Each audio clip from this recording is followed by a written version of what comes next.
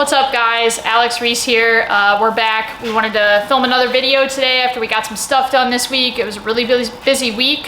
Haley and I both work full-time jobs, so on the weekends we're just grinding away trying to get this stuff done on top of everything else we need to get done on the weekends. So wanted to get on here for a few minutes and talk to you guys about all the paperwork that we've had to get done. There's a lot of paperwork involved in starting a meal prep company, let alone a company in general. So wanted to hop on here and go over that today. So the first thing that we had to do first and foremost was figure out what kind of entity we were going to be. So with us three partners, we sat down and we talked about it, and we decided that we were going to be an LLC, so a limited liability company. Now that might not work for you guys if you're looking to start your own business. If it's just you might want a sole proprietorship. You might still want an LLC. It's just kind of up to what best fits your needs and what best fits the kind of business you're going to be operating. So that was the first and foremost thing that we had to file. After you file that, you'll receive a certificate of formation, and that will have a UBI number on it. That UBI number is going to be really essential in a few steps down that I'm going to be talking about. In regards to taxes, getting bank checking and credit card accounts, and other things that you're going to need along the way. So that was one of the things that we had to get. On top of that, we had to get an EIN number, which is an employer identification number, and that's also going to be used in order to file taxes. So where you can get an EIN number is you need to go to the IRS. You can literally just Google EIN IRS application.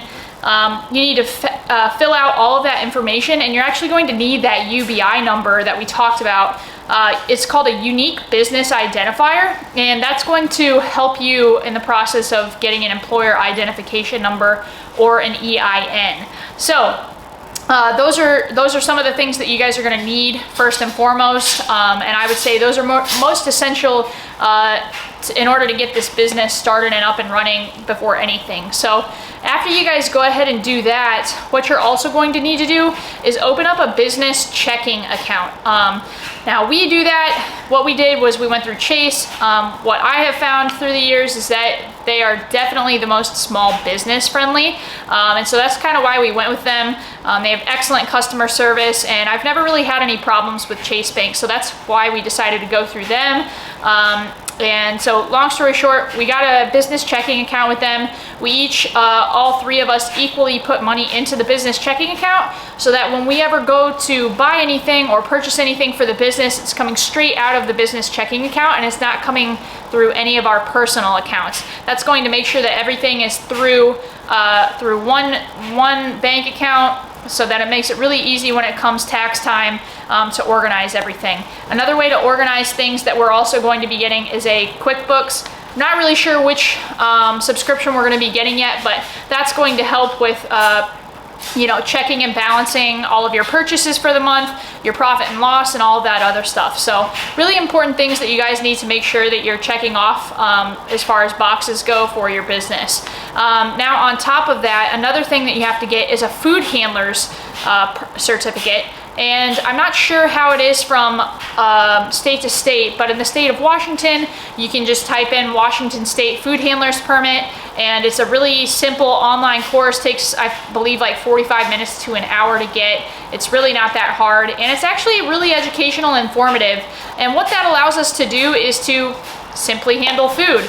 Handling food in a safe and in a safe manner overall, guys, is just really important. We want to make sure that our consumers are eating healthy but safe food when they come and pick it up for us, or when we drop it off to them. So something that was essential that needed to be done, didn't take very long, and honestly, we learned a lot while doing it, so I really enjoyed that.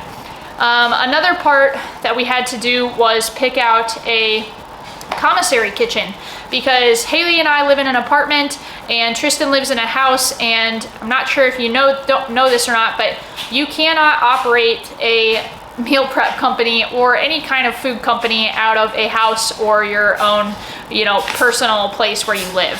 So what we had to do was go around, we toured a few commissary kitchens in the Seattle area, and we figured out what was best for us. And once we figured out what was best for us, went ahead and sent them a $100 deposit They sent us back over the application, and then once we got the application signed and ready to go, they sent us an invoice. Now, when you get an invoice for something like a commissary kitchen, you're likely going to be paying first month's, last month's, and a security deposit. A lot like what you do when you get an apartment or a house for rent or anything along those lines. So just be prepared for that. There are a lot of expenses when starting a business, and that was just something that we were prepared for when we came into this agreement together. So, and then last but not least, guys, when you go ahead and secure a commissary kitchen, what you're gonna need to do is go to your county's health department, and what you guys need to do is you need to figure out what kind of business you are operating as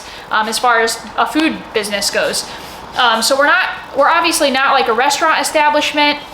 We consider ourselves a catering service as we're prepping the meals, and then we are reselling those meals to clients in all of basically King County or the greater Seattle area. And so we had to go ahead and fill out a permit for a King County Health Department permit. Now, what that's going to allow us to do is operate as a business, get food up and running and out to you guys. So we can't do that without a King County Health Department permit. And with a King County Health Department permit, there are a few things that you need in order to submit an application for them. Obviously, you have to fill out a lot of information for an application. And then we also have to sign a commissary agreement between the commissary and us, stating that we have a signed agreement between each other, that we are actually going to be prepping our food at the commissary kitchen, one. Two, we need to have a menu prepped and ready to go. So we have literally been working on a menu all weekend, guys. It takes a lot more than you think, other than just saying, hey, this is what we're gonna cook. Say, for example, chicken, broccoli, and rice. Well, how is that chicken gonna be cooked? How are you gonna cook the broccoli? How are you gonna cook the rice? They need to know everything from cutting up the food to prepping it, preparing it, and then putting it into the containers and getting it out to you guys. So that's part of, obviously, stuff that we needed to do anyway, but this just kind of helps kick it in gear for us, get ready to go, so when we do get that permit, we can start cooking and getting things going. Once we get all of that stuff submitted, we actually have to have a field plan review. Now, what a field plan review is an inspector or a food inspector comes out, kind of like they go into restaurants, and they're gonna come into the commissary kitchen. And what we're gonna do is meet them at the commissary kitchen. We're going to bring our menu, we're gonna bring everything else that we need, and the food inspector is essentially gonna find out if the commissary kitchen is going to be good enough for what we want to do with our business.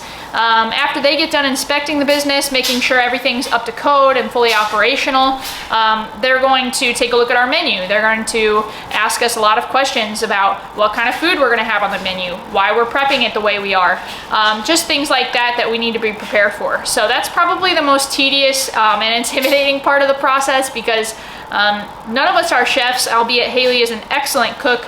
But we just want to make sure we're doing everything right. And so how do we make sure we're doing everything right?